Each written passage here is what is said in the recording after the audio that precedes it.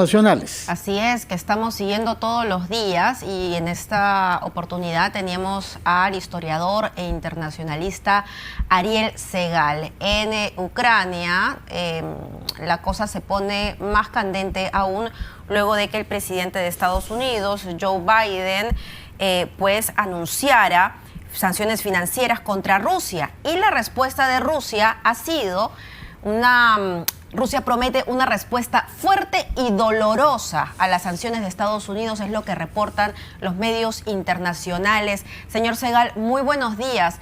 ¿Cómo se traduce este discurso a acciones? Sí, buenos días.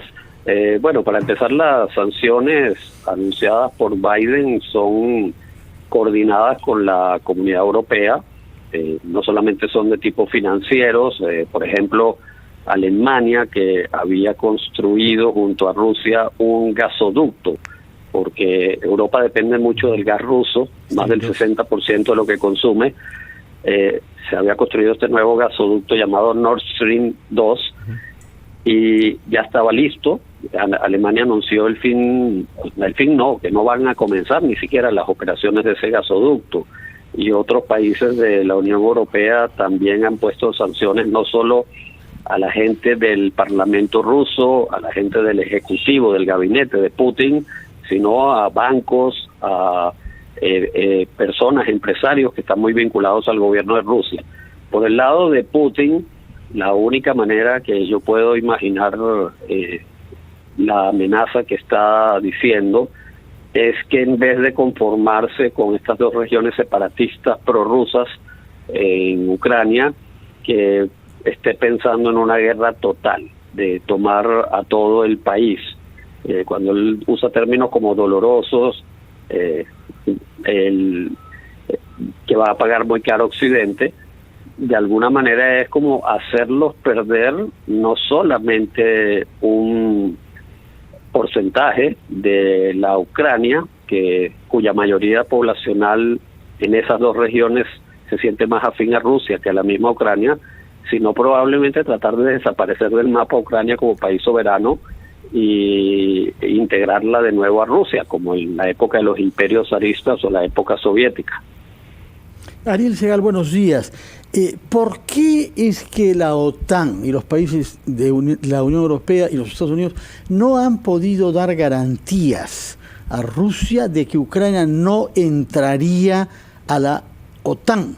Porque la gran crítica que ha hecho Putin y el argumento que él utiliza ante su pueblo, respecto al cual parece gozar de una gran unidad, como ha mostrado el Parlamento ruso ayer, es que quieren ampliar su organización militar hasta nuestras fronteras, y eso es una amenaza a nuestra seguridad. Estados Unidos no lo toleró en Cuba en el año 62, no hay ninguna razón para que nosotros toleremos, habiendo disuelto el pacto contrario al de la OTAN, que fue el pacto de Varsovia, disuelto en efecto el año 91.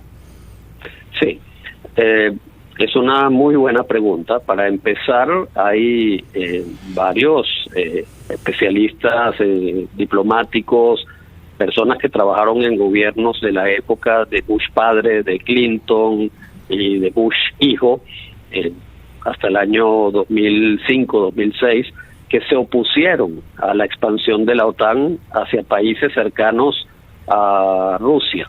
También quiero recordar históricamente que cuando Alemania se reunificó en el año 1990, que cayó el comunismo, y existían dos Alemanias, la de Occidente, capitalista, y la de Oriente, la del Este, que era la comunista, Gorbachev se le invitó, los líderes de Occidente, para buscar la manera de hacer esa reunificación. Se le comunicó que el Este iba a ser absorbido por el Oeste, y se le hizo una promesa a Gorbachev de que la OTAN no se iba a expandir más allá de las fronteras de Alemania.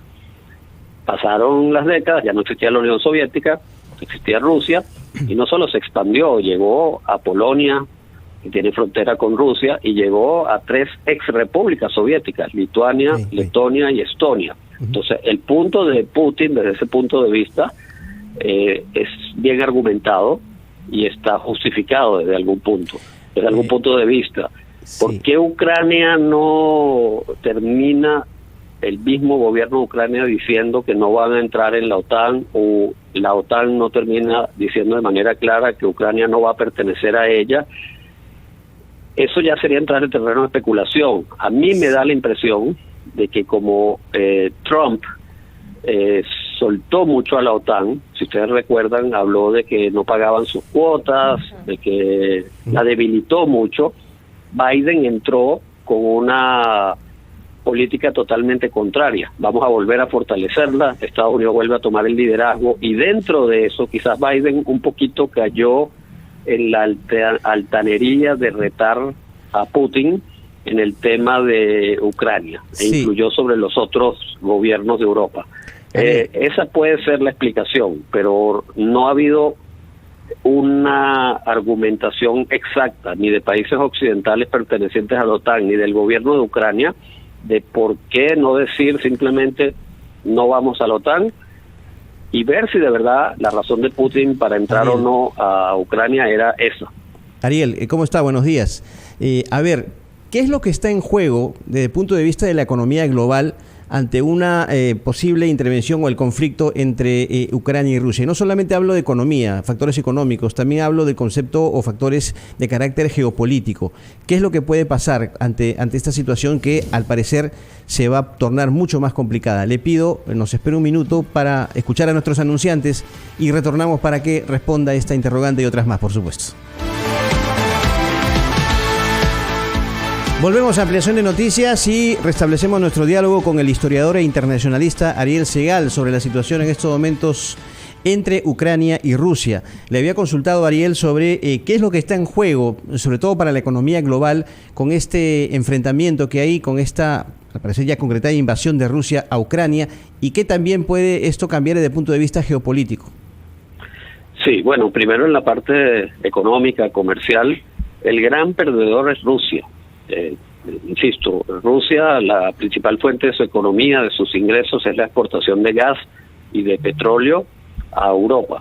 Y en el momento en que Europa le aplica estas sanciones draconianas, obviamente la economía rusa, que ya está muy mal, se va a poner peor.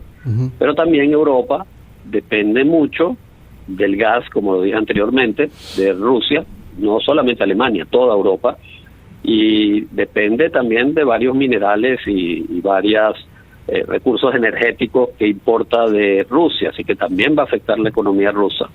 De alguna manera también una situación bélica puede afectar a nivel mundial el tema del dólar, el tema financiero, el precio del petróleo, el precio del gas, y sí puede causar también una crisis mundial. El asunto acá es que bueno, vamos a ver aquí cuál es el rol de China, porque aunque China apoyó directamente a Putin viajó a China el día antes de la inauguración de los Juegos Olímpicos de Invierno, y el presidente chino Xi Jinping le dio todo el apoyo en el tema de Ucrania, pero no sabemos si a la hora de la hora se van a comportar con pragmatismo en los temas comerciales y económicos, o van a apretar también la tuerca comercial hacia Occidente, y ese es un factor importante a la cual tenemos que estar a la espera. Sí. En el tema geopolítico, sí, ¿quieres preguntar algo, Sí, Mabel? tengo una consulta ya para poder cerrar la entrevista, y es que ayer tuvimos una entrevista muy interesante con un corresponsal de Sputnik, y entonces estuvimos ante dos narrativas, ¿no? La narrativa de Occidente y la narrativa rusa, y las comunicaciones en un conflicto bélico son muy importantes. Él hablaba de asesinatos, inclusive por parte de las fuerzas de Ucrania a rusos en la frontera de Donbass. ¿Qué es lo que está sucediendo en esa frontera específicamente? ¿Y cuán potente es el aparato comunicacional ruso? Ok, hay dos regiones, ¿no? En lo que se llama el departamento de Donbass. Hay dos regiones, Lugansk y Donetsk, donde hay una guerra civil entre población que demográficamente son descendientes de rusos y población que demográficamente son ucranianos. Son muy parecidos culturalmente, tienen la misma religión prácticamente, cristianismo ortodoxo, pero tienen sus diferencias. Entonces, desde que Putin invadió Crimea en el 2014, allá hay una guerra civil.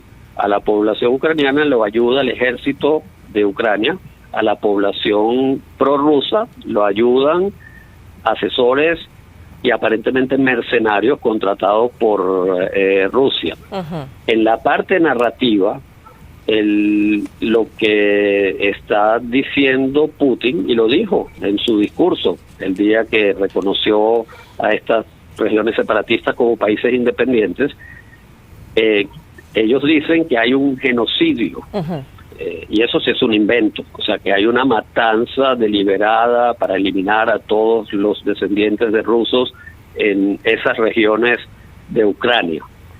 Eso no está confirmado por absolutamente ninguna organización de derechos humanos del mundo. Ariel Segal, el tiempo corre, por eso quería preguntarle brevemente, porque del otro lado también hay afirmaciones dudosas. El expresidente Trump ha dicho ayer que si él hubiera sido presidente en esta crisis no hubiera sucedido esto. ¿Tiene algún asidero? ¿Crees que la política de los republicanos o la de Trump hubiera sido más eficaz ante esta circunstancia? No, lo que Trump diga, obviamente, siempre para tratar de minimizar, de ridiculizar a Biden. Ese es en este momento su rol en toda esta historia. Él quiere volver a ser presidente, él quiere demostrar que fue un error el periodo de Biden. Él sigue insistiendo que hubo fraude en las elecciones que Biden ganó. Y bueno, probablemente no hubiese habido guerra porque Trump era absolutamente sumiso a lo que hiciera Putin. Bueno. Entonces probablemente hubieran entrado con alfombra roja a Ucrania. Muchas gracias por sus explicaciones que realmente nos dan luz sobre la complejidad política de los actores de esta crisis. Que tenga usted buenos días a Ariel Segal. Recuerdo que usted es un historiador e internacionalista.